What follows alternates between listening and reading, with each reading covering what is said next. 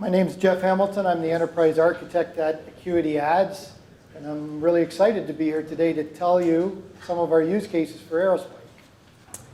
Now, AcuityAds is a demand-side provider, and we're headquartered in Toronto, Canada.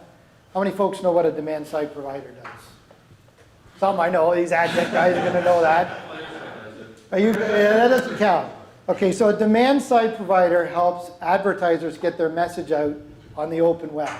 So when you are browsing on the web, using an app, even streaming content on connected TV, and you see an advertisement, that's the result of a very quick auction between supply-side and demand-side providers to decide which ad to place in front of your eyeballs that makes the most sense. And it has to happen within a fraction of a second. And AcuityAds does 110 billion opportunities. It looks at 110 billion opportunities per day, and at peak, it's over 1.5 million transactions per second. So we are a leading technology company, and we provide marketers a one-stop solution for omni-channel digital advertising with best-of-category return on advertising spend. And in 2020, we launched something that we call Illumina, which is our flagship product. And what that does is it offers planning, buying, and real-time intelligence all within one platform now. And we use proprietary decision science to bring unique capabilities to close the gap between planning and execution.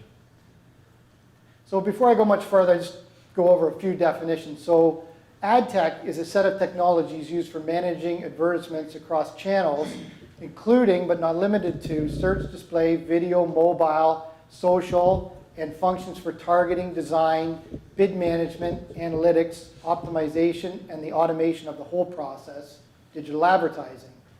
Now, MarTech, which is also known as marketing technology, is the term that software and tech tool marketers leverage to plan, execute, and measure marketing campaigns. What we are seeing in the ecosystem now is the convergence of these two technologies. And this convergence is being driven by the complete digitization of consumers' habits. And what the marketer would like to do is to be able to utilize ad tech technologies to target the customer across his entire journey across the internet. And in fact, this is exactly what we built Illumina to do. So how do we do all this? So this is an overview of our technology. So we are an open source shop mostly. We use Java, Scala, and Python as our primary languages.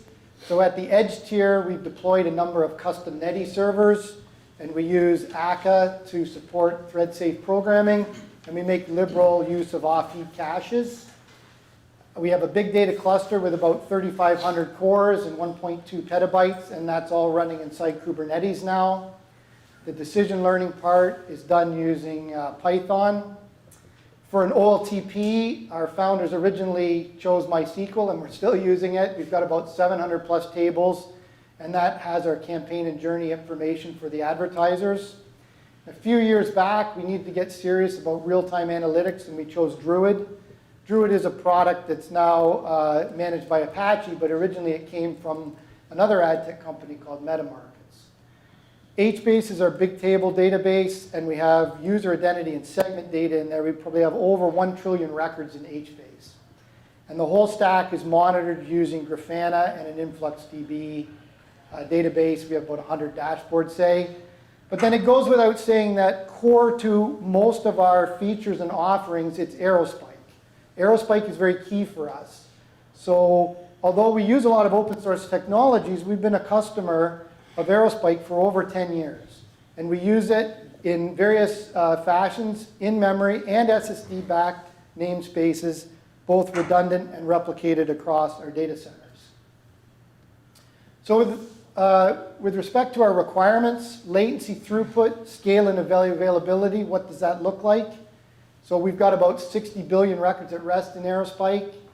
At peak, we can do 3.7 million reads per second and writes 150,000 per second. So the read ratio is about 95%. It's heavily skewed towards reading, and that's by design. Acceptable latency at the database level, we're looking at around 1 millisecond. Very, very tight. And we need about 100 milliseconds SLA end-to-end for the entire ad serving process. Availability, like Srini was saying, 365, never down at any time. And if we look at the system with the lens of CAP theorem, we're prioritizing availability over consistency, so we're able to live with a weak consistency model. So this is a system context of a typical AdTech system, our system. Bid requests arrive by something called supply-side providers, or what I will refer to as SSPs.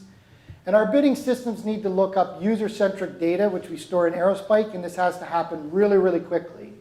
So some of that data are mappings for cookies, identities, demographic information, privacy concerns and opt-outs of the customers, caps for how many times ads should be shown, and the whole journey state model, which is core to our Illumina product. Now, if we win the auction, then the user is going to be served an ad on some channel. And at that time, we also receive a message in our ad server component, which is where we record more data into Aerospike. An orthogonal use case is where pixels are placed by advertisers on websites. And as customers encounter those pixels, our event servers get messages and we store information about those interactions also in Aerospike. This is what our cluster looks like. So we have primary and secondary clusters in both our East and West Coast data centers, and we run everything on bare metal. The data centers are strategically located close to the exchanges to keep SLA low for latency concerns. And on our primary cluster, that's where most of our important bid path data resides. So that's where we're really, really concerned about latency. Most of our namespaces are replication factor 2, so the data is redundant. If we lose a node, we don't lose any data. And they're either backed, as I said before, by memory or very, very fast NVMe Micron drives. We use the Aerospike XDR technology to replicate data seamlessly between the data centers for most of the sets that we store. And down here at the bottom, you see that we have a smaller cluster in the EU. And that one, because of GDPR privacy laws, we have purposely firewalled, and we're not using XDR right there currently. So these would be our main use cases for Aerospike, but there are actually more, but these are the main ones. So something called cookie syncing, which involves matching an exchange or SSP's idea of who the user is to AcuityID. AcuityID is like our surrogate key. It represents the customer on the web on that device. User privacy, of course. So today, I'm sure everybody's aware, privacy and opt-out is at the forefront of people's minds, and there are laws that need to be implemented, and that's a compliance issue. Exploring identity and cross-device, so building identity graphs, as Srini also started to talk about, is a really important aspect today. Demographics, so storing user profiles with dimensions like age and income, other things that advertisers want to target. An area called segmentation, which in AdTech refers to the categorization of users' interests. For example, a user that's been seen looking at buying a car recently. Brand safety, controlling where ads are displayed. And frequency capping, controlling the frequency that a user sees an ad to be effective. Fraud prevention, we need to protect gaming of the system from bad actors. Something we call bid token caching, which involves sharing bid time data between our various applications. And then journey state, which is specific to our Illumina product that I'll go into later on. So cookie syncing and privacy. So when a user is served an ad by Acuity, then we drop or refresh our cookie, and that contains this pseudonymous ID, the Acuity ID. And the exchange user ID mapping to the Acuity ID is stored in Aerospike. And then the browser is redirected to call our SSP and data management platform partners. And on their side, they also may record matches in whatever technology they choose. They also may redirect those requests back to us with additional information. And when we see that, there's privacy information on that request that we need to check. And we may also store keys at that time. And all that happens in Aerospike in two sets that we call user lookup and user consent. And a nice feature about Aerospike for this use case is that we're able to dynamically create sets by exchange ID. So we interface with about 30 different exchanges. So each one of them is a separate set in Aerospike. When we add a new exchange, we don't need to make any changes to the code. Those sets just automatically show up. I talked about user segmentation. So if a user encounters an Acuity pixel on a website, then they get placed into something called a first-party segment. And at that time, we immediately store an Aerospike, a record in Aerospike, sorry. Now we also send that record via Kafka to be ingested into an Hbase database. And we have partnered DMPs that deliver third-party segment data files, very, very large files with billions of records in them, and we ingest those into Hbase. But the important part about this is that when journeys start to target segments, for example, a user trying to buy a car, then we have Spark jobs that very quickly start scanning Hbase and taking that important data out and ingesting it into Aerospike very quickly. So this is how we chose to model a user segmentation record. So we use the Aerospike map, which is a collection data type that was mentioned earlier. And we used the concept of bins. So each data provider has its own bin. So in this case, you can see, hopefully you can see, there's a bin there called DP0, so that's data provider 0, so that actually happens to be Acuity. And so those are first-party pixels. And then we've basically taken all the segment IDs in the universe, and we've created canonical, unique identifiers for those. And those are the keys to our map. And the value of our map is a last seen timestamp. And so we use that basically to target users that have been seen within X number of days. And the record is keyed by that Acuity ID again that I mentioned before. So segment data, we store that with replication factor 2. It's backed by SSD. And the time to live, which Aerospike supports the time to live, is 60 days is what we set it at. And so if we haven't seen that user for 60 days because cookies naturally rotate in the wild, then that record just disappears basically because we're not interested in it anymore. Frequency capping is another use case. So our ad servers are able to atomically record user events using Aerospike CDT operations. So we have impressions and we have clicks and some other events, and we key those by a journey step ID in a map. But then even inside the map, we can have lists, and those lists are the event counts, and we again key them by timestamp with atomic counters. And in such a way, we're fairly easily able to support caps at the granularity of just an hour. So an advertiser can say, I want this person to see an ad once per hour. We can try and honor that. Or the day or the week or anything greater than that just by doing simple math.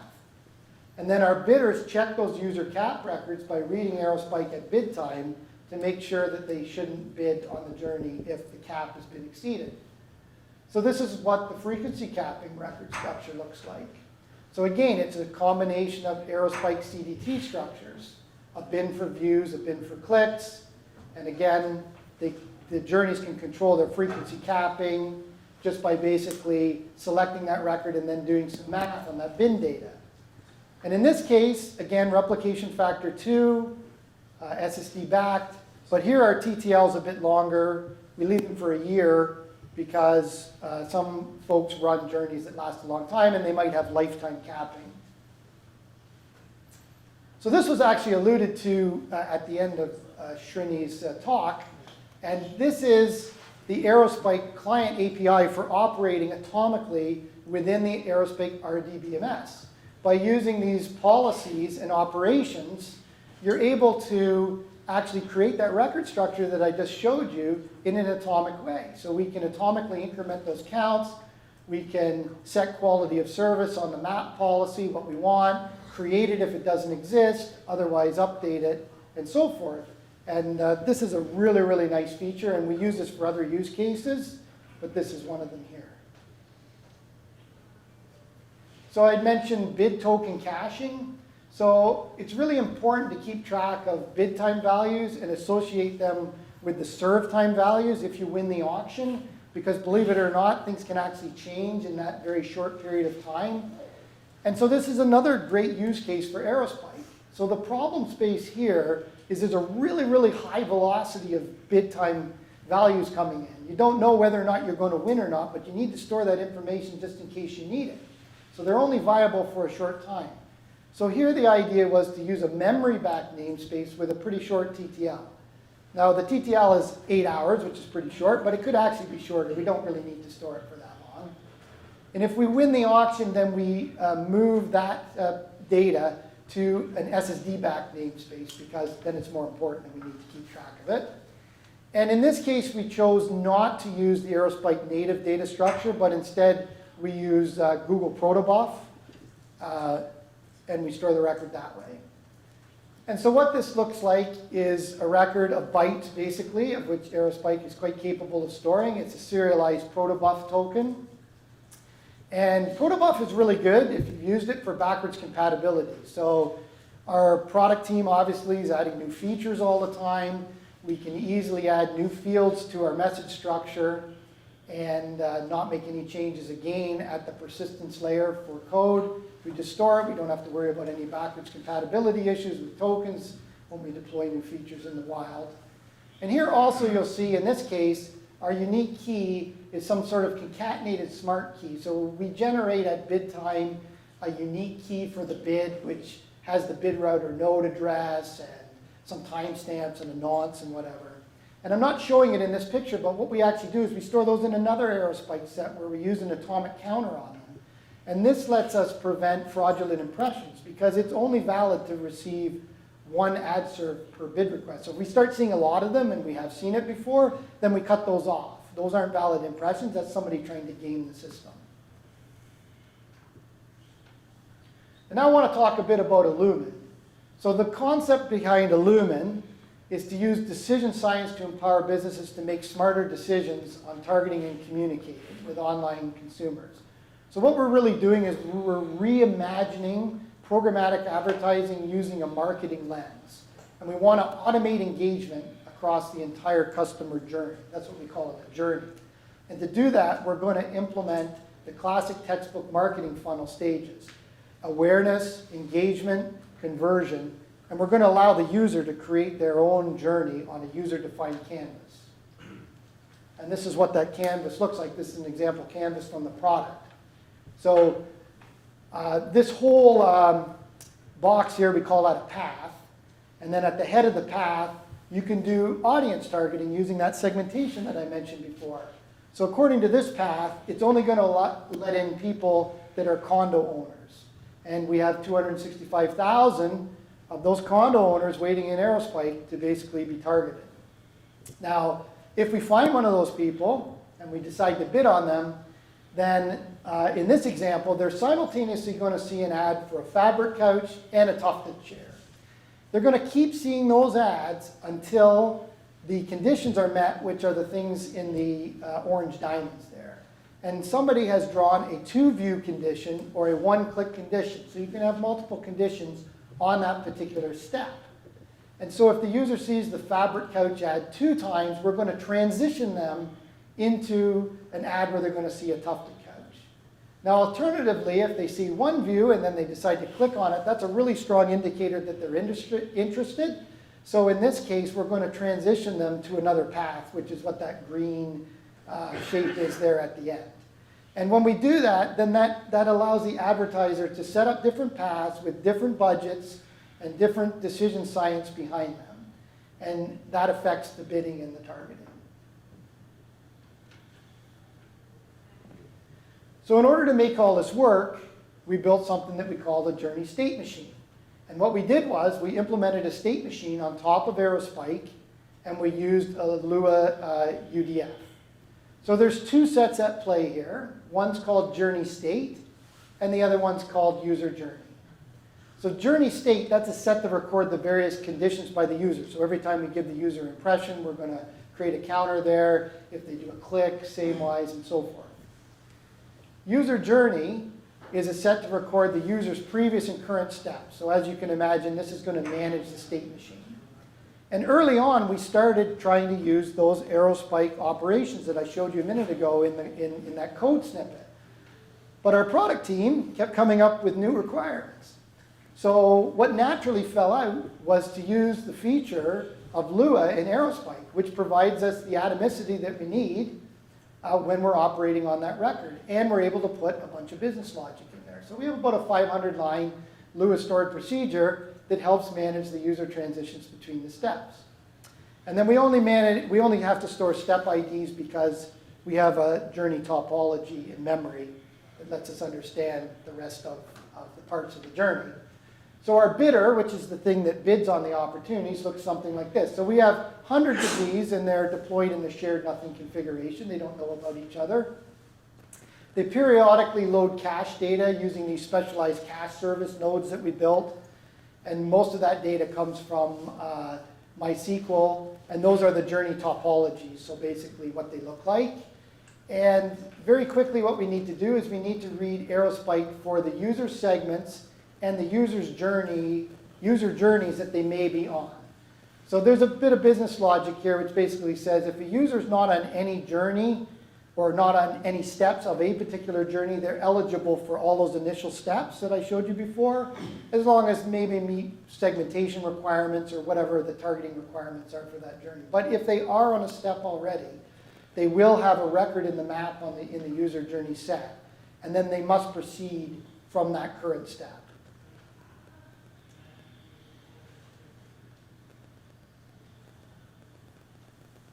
So initial step caches. So I was talking with Andre a bit at the beginning about this. So we store those in tries, and we store these bitmaps at the leaves. And that lets us really quickly be able to determine what initial steps a user is eligible for. And after we get that narrowed down, something called an internal auction takes place, which calculates the bid. So if you're familiar with real-time bidding, you'll know that a lot of times you're zero bidding, you're not interested, but about 5% of the time you are interested in that particular opportunity, so you give a non-zero bid. But regardless, you must very quickly return a bid to the SSP of either $0 or more dollars. Otherwise, they will stop sending you requests properly. And of course, the bid price in this case is influenced by a user's position in the journey, their path goals, and then our decision science. And when we bid, then we write a record to that bid token set in Aerospike. So here we have 4 Aerospike sets all being involved in this particular transaction. Now we may win or we may not. If we win, then the ad server then retrieves the bid token information from Aerospike, and then we proceed to this component that we built called a journey transition service, and that's the thing that moves the user along the journey. So it uses that Lua stored procedure. It checks to make sure that the user is still on the current step that he's supposed to be on, because perhaps another node has already moved that user on. If that happens, we call that a stale state exception, and the user can't be moved because they've already been moved.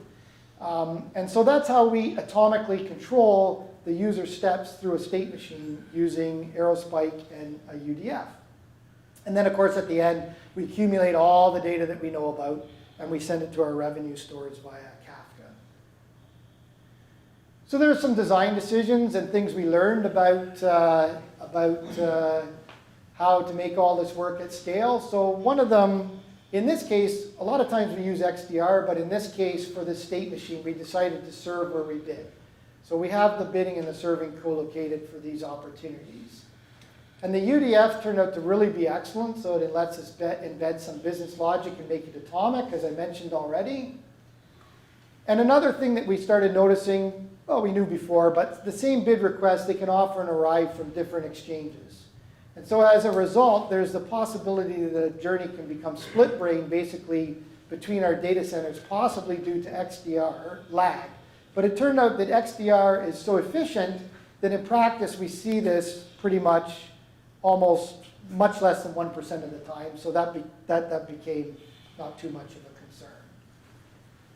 So the journey state record, it looks like this. So in this case, the key is AcuityID and a journey step ID. And we basically use the collection data types again. And we have these atomic counters that are keyed by a map that we floored to timestamp. And bins, you see D is for display or an impression.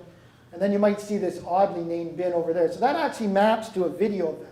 So we're actually able to make transitions based on video or audio events. So in the journey, the person can lay out Canvas, it says, don't transition unless this user has reached the midpoint of this video at least 2 times, or if they've completed the video 3 times, or any of those other VAST or DAST events. We can support transitioning by all of those. And the user journey record, this is the one that really controls the state machine. So there's some more bins in here that I didn't show, but the main ones are the current step, which we call S, and previous steps, which happen to be keyed by the current step. So you're always able to tell what steps the person's on and what steps they came from. And then we also keep initial steps, which we use for some telemetry, and it's also good for investigation. And this is basically the record behind controlling that state machine. And also we have, say for example, -1 you might see here. That means that the user just came in from no previous step, which means they just basically started. And then part of the Illumina tool is this really cool analytics piece that we call the audience engagement map. And in real time, an advertiser can watch people flow through these funnels and see the counts increase. So in this case, we have 1,762 uniques that started on this audience 1 path, and then 519 and respectively 1,248 unique people have reached and seen these ads. You can hover over some icons there and see the raw impressions, clicks, and conversions. And then, of course, in the diamonds, you have obviously less people because these are the people that have actually converted in this case. Somebody's tracking conversions. And then at the end, you have the number of people, 41, that have seen and done what the marketer wants. And they're going to probably transition to another path where we can get really, really serious about targeting them and trying to get them to convert. And convert in ad speak means to actually buy the product. So in conclusion, we use a lot of different technologies, but at the edge layer, Aerospike is our choice. It gives us native code predictability. It's shared nothing and very easily to horizontally scale. It goes without saying that the low latency is very consistent. The enterprise support from the folks is really great when we have an issue, which is very seldom. And it really approaches 0 operational overhead. So thank you very much for letting me speak to you today. And please reach out to me afterwards or during any break times, and I'd be really happy to answer any of your questions. Thank you.